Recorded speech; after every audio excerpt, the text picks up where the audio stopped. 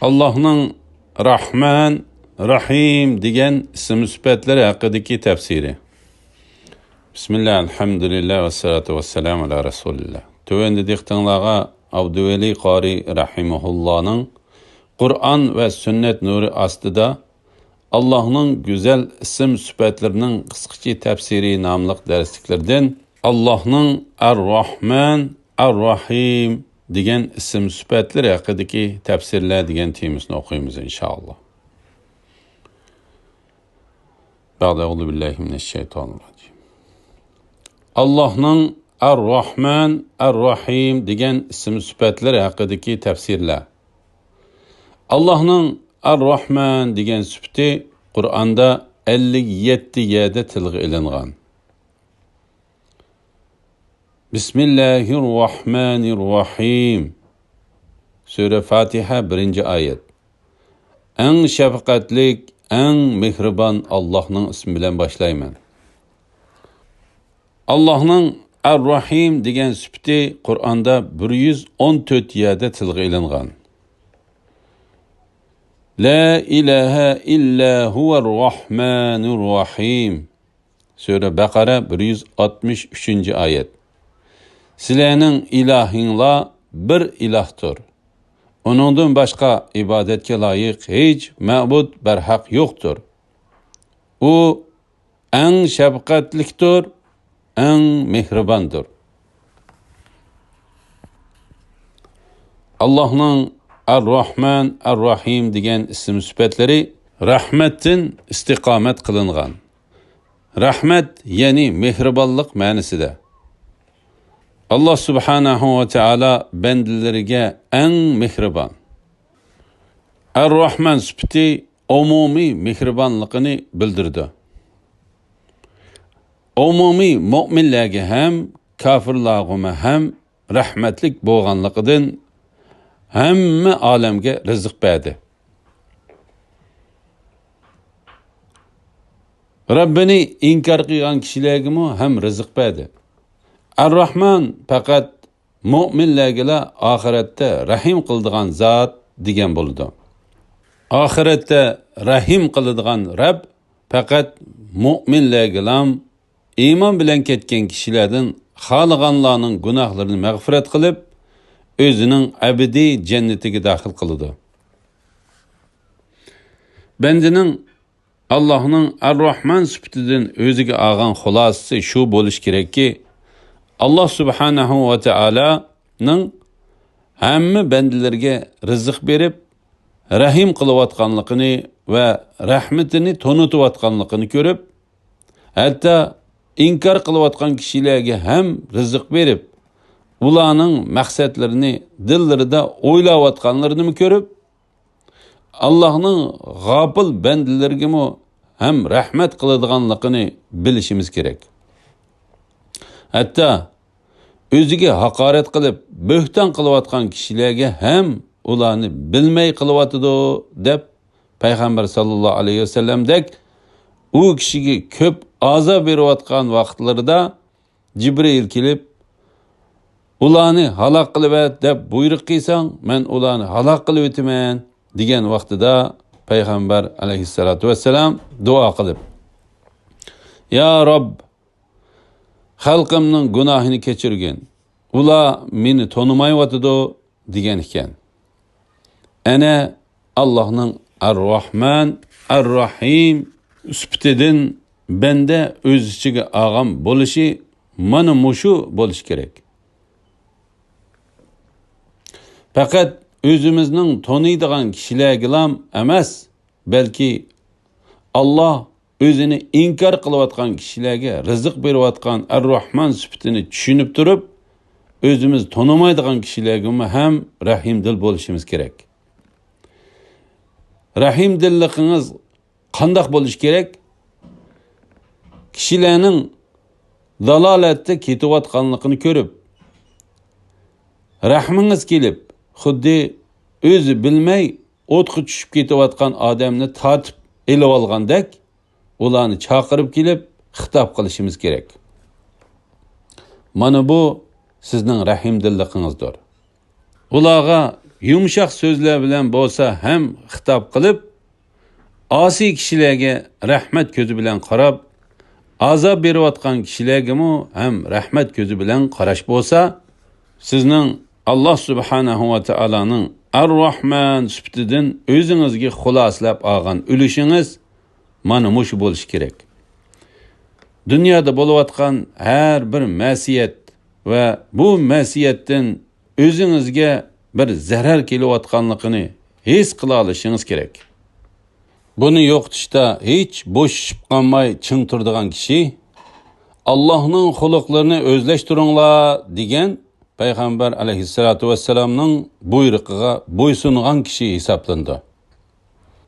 Ar-Rahim sifatidan mu'min kishining o'ziga chiqargan xulosasi biror bir muhtoj odamni ko'rsa, uning ehtiyojini ko'rganda qalbida bir mehr paydo bo'lishi kerak. U mayli uning qo'shnisida bo'lsin, mayli uning yurtdishida bo'lsin, mayli u zaminning qaysi bir yerida muhtoj bo'lgan birisi bo'lsin, qalbida rahimdillik paydo bo'lishi kerak. Agar meli bilan yordam qila olmasa, so'z bilan bo'lsa-mu yordam qilish imkoniyati bo'lsa, qarshi taraf martabali kishi bo'lgan taqdirdami birisini chaqirib bo'lsa-mu, uningga yordam bera oladigan bo'lish kerak. Agar bularning hech qaysisi qo'lidan kelmaydigan kishi bo'lsa, Robbiga duo qilib, "Ey Robbim, bu muhtojga o'zing yordam qilgin" deb duo qilib bo'lsa-mu, yordamda bo'lish kerak. Mana bu mu'min kishining Allohning Ar-Rahim sifatidan o'ziga olgan ulushi mushundaq bo'lish kerak. Qur'onda tövendeki o'rinlarda Allohning Ar-Rahman degan ism sifatlari tilga ilingan. Payg'ambar alayhissalatu vassalam mundaq degan: Alloh bandalarga bu ayolning sabiy bolasiga mehribon bo'lganidanmi bakroq rahimdil mehribondir. Muslim 7154-hadis.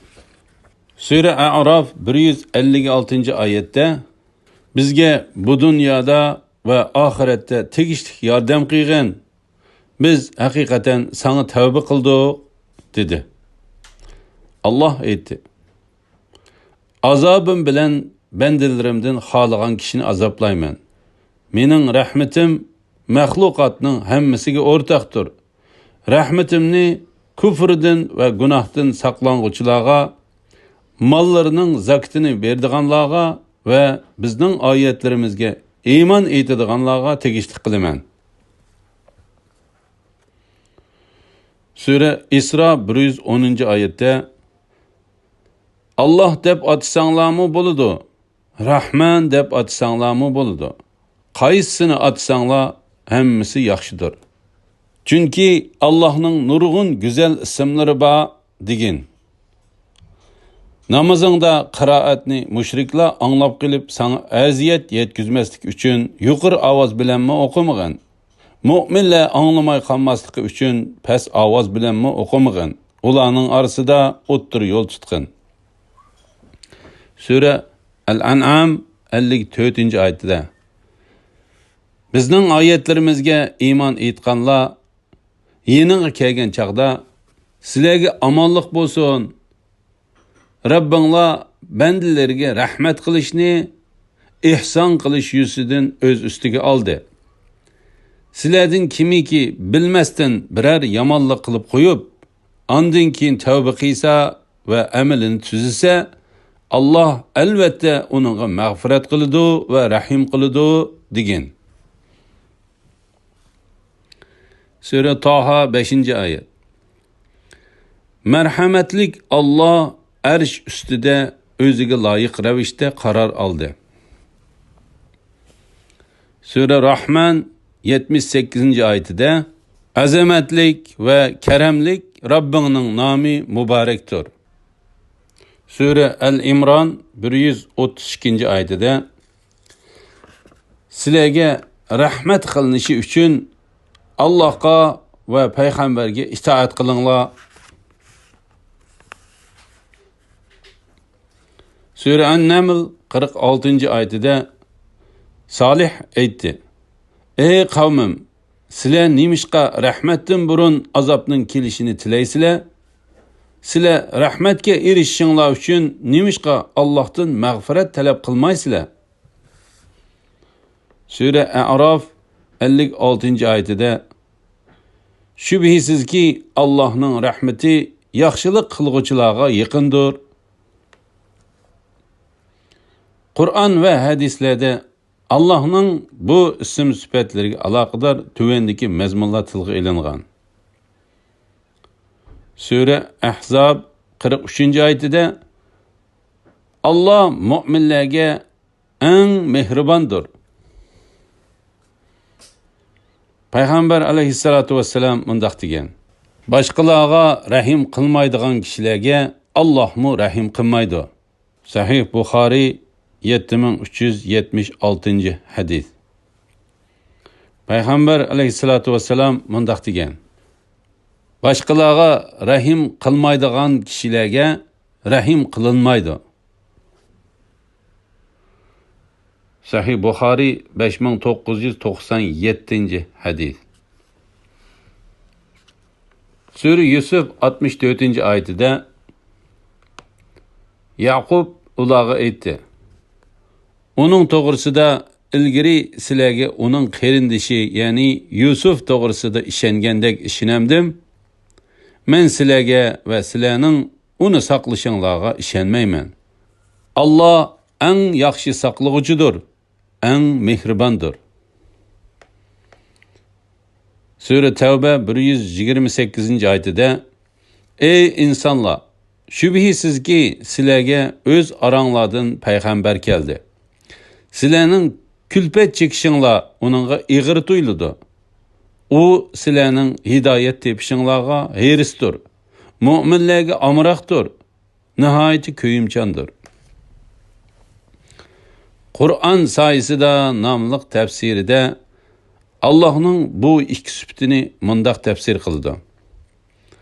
Allohning eng dastlab kelgan Rahman va Rahim degan bu ikki sifati Rahim shafqatning butun ma'nilarini va barliq xarakterlarini o'z ichiga oladi.